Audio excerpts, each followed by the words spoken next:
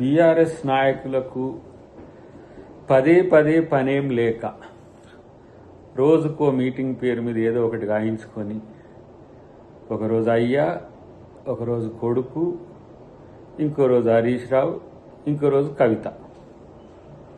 ఇట్లా ఇక తెలంగాణలో అధికారం పోయిన కాంచి ఒకటే వాళ్లకు విభేదించినట్టు కనబడ్డ కవిత అదే,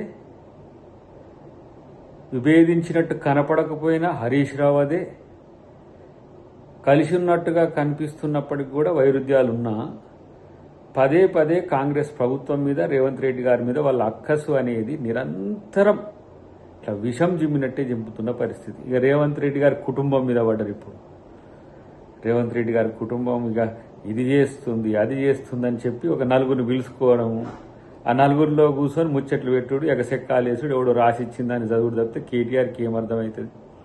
మొన్న మీ చెల్లె చెప్పింది కదా, లైట్గా తీసుకొని ఏంది కూరలో కరివేపాకులాగా ఇట్లా పట్టించుకోని పరిస్థితి నీకు ఉన్నది. ఒకవైపు ఏమో కేసీఆర్ ఎంత 2.5 సంవత్సరాల్లో మొత్తం వ్యవస్థలను కూల్చిరని చెప్పి బాధపడిపోతుండు. అవునరా నాయన, నువ్వు ఏర్పరిచిన, నువ్వు నిర్మించుకున్న నియంత వ్యవస్థల్ని కూల్చింది రేవంత్ రెడ్డి. నీ ఆలోచనలో ఉన్న ఫ్యూడలిస్టిక్ అప్రోచ్ని డెస్ట్రాయ్ చేసి ఇప్పుడు పరిపాలనలో ప్రజాపాలన తీసుకురావడమే రేవంత్ రెడ్డి చేసిన లక్ష్యం. మార్చాలి, లేకపోతే నీలాగా ఉంటే తెలంగాణ మళ్ళీ నిజాం కంటే ముందు రోజులకు వెళ్ళేది. కాబట్టి అలా రేవంత్ రెడ్డి మీకు కనబడతలే. ఎందుకు ఇట్లా ప్రజాస్వామ్య పరిపాలన చేస్తే ఎట్లా? మమ్మల్ని విలన్లు చేస్తుండే ఎట్లా అంటే విలన్లే కదా మీరు న్యాచురల్గా. ఇలా తెలంగాణ అనే పేరు చెప్పుకొని తెలంగాణతో లబ్ధి పొంది అత్యాశతో భారతదేశానికి ఎగబాగుదామని చెప్పి నేల తట్టబడ్డ మిమ్మల్ని ఇలా ఎవరు పట్టించుకుంటలేరని నిరంతరం మీరు ఒకటే పనిగా ఇలా నేను అంటున్నా. ఇలా రేవంత్ రెడ్డి గారు మారిండు అంటే డెఫినెట్గా మారిండు. ఎట్లా మారిండు? ఒక సామాన్య గ్రామీణ యువకుడి నుంచి ఒక రాష్ట్రాన్ని పరిపాలించే, ఒక ప్రజాస్వామిక పరిపాలనిచ్చే ఒక స్టేట్స్మెన్గా ఇలా రేవంత్ రెడ్డి మారిండు. మరి మీ నాయన ఏం చేసిండు? ఉద్యమకారుడని చెప్పి ఉన్నదంతా దోసుకునే పనిగా మారిండు. అందుకని ప్రజలు బండకేసి బాతిన ప్రతిసారి ఇలా ఆయనను విమర్శించడం తప్పితే మీకు ఇంకో పని ఏముంది చెప్పు?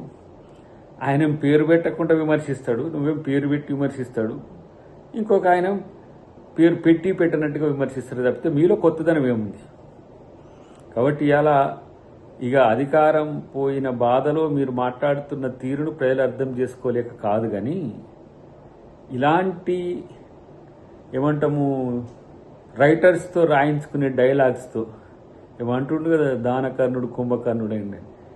మీరు బకాసురులై దోచుకుంటుంటే వచ్చిన నిజంగానే దానకర్ణుడు కాబట్టి ఇలా ప్రజలందరూ కూడా మిమ్మల్ని పక్కన పెట్టి ఆయనను ఎన్నుకున్నారు.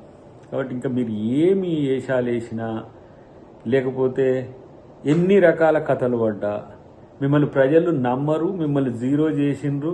ఇంకా చెప్పాలంటే ఆ శవానికి కళ్యాణం చేసినట్టుగా మీరు ఆ బీఆర్ఎస్ చుట్టూ ఏదో పూలు వేసుకుంటూ తిరుగుతూ ఉన్నారు. కానీ ఎప్పుడో బీఆర్ఎస్ బొంద మీద ప్రజలు పూలు వేసిండ్రు అనే విషయాన్ని గుర్తుంచుకుంటే మంచిది.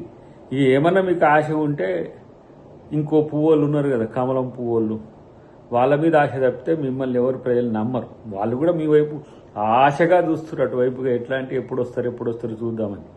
కాబట్టి ఇంకా కల్లెబుల్లి కథలు చెప్పి తెలంగాణను మళ్ళీ ఏదో సెంటిమెంట్ రగిల్చాలని, లబ్ధి పొందాలనుకుంటే మీకు వచ్చేది సున్నానే, అంటే గుండు సున్నానే గుర్తుపెట్టుకోండి.